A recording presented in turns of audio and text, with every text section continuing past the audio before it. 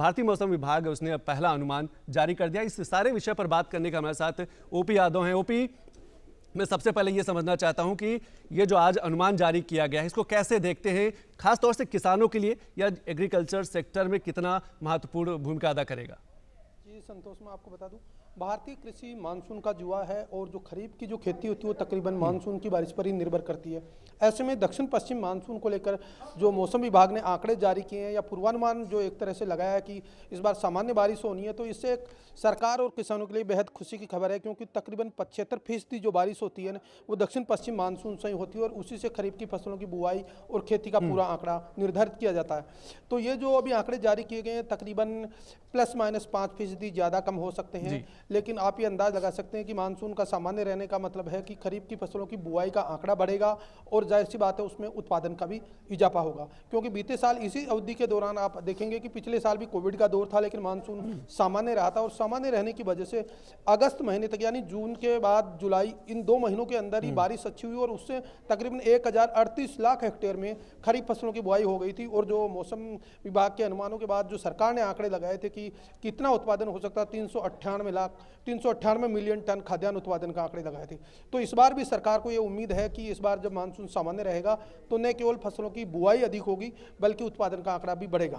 तो ये एक तरह से सरकार और किसानों के लिए बेहद खुशी की खबर है। ओपी, एक चीज़ मैं और समझना चाहता हूं कि मौसम विभाग ने यह भी कहा है कि कई राज्यों में अधिक बारिश होगी तो तूफान भी चलेगा। तो इस समय उत्तर भारत के अगर कई राज्यों की बात करें तो वहां गेहूं की कटाई बहुत तेजी से हो रही है, तो क्या उन किसानों को नुकसान हो सकता है जहां दूसरे किसानों को फायदा होगा?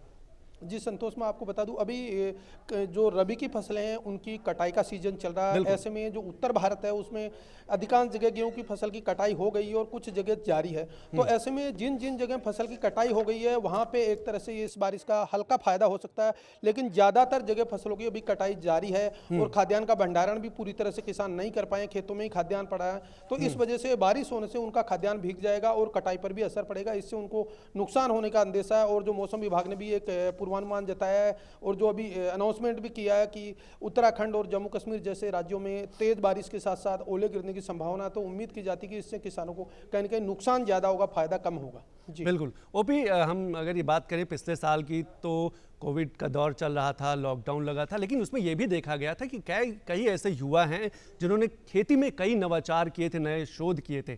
तो क्या आपको लगता है कि आपदा में एक अवसर है, अब मौका रहता है कि जो किसान है, जो युवा किसान है, वो आगे आकर खेती को और बढ़ा सकते हैं?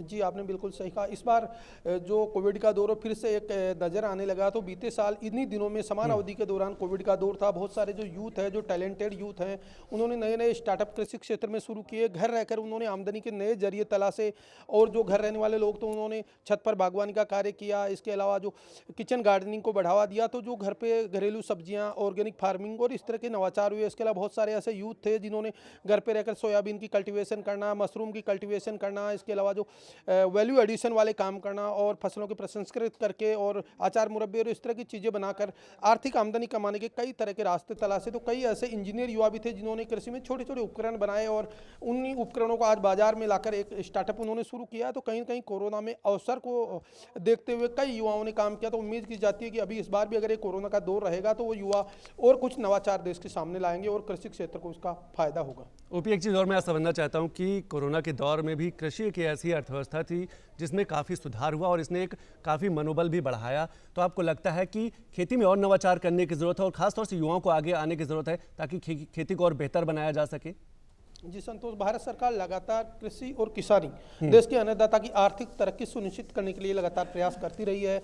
चाहे वो कृषि सुधारों का मामला हो, कृषि बिलों के साथ साथ जो कृषि से जुड़ी नीति और रीतियां लागू करने का मामला हो, बजटीय प्रावधान हो और भी जो वित्तीय प्रावधान हो, तमाम तरह की जो सहूलियतें दे रही है, इसमें कृषि और किसान की आर्थिक तरक्की सुनिश्चित करने के रास्ते सरकार की तरफ से किए जा रहे हैं। जो युवा स्टार्टअप करना चाहते हैं, कृषि क्षेत्र में आगे आके अपना व्यवसाय करना चाहते हैं, नवाचार करना चाहते हैं, उनको वित्तीय प्रावधान देने के साथ साथ सस्ते दर पर उपलब्ध कराना और तकनीकी सहायता उपलब्ध कराने के साथ साथ प्रशिक्षण की भी सरकार पूरी सुविधा दे रही है। तो उम्मीद की जाती है कि इस तरह के जो नवाचार होंगे, सरकार के सहयोग से यूथ आगे आएगा, तो उससे कृषि और किसान की जो आर्थिक स्थिति है सुधरने के साथ साथ भारत आर्थिक तरक्की की ओर अग्रसर होगा। बहुत बहुत शुक्रिया ओपी, सारी जानकारी के लिए।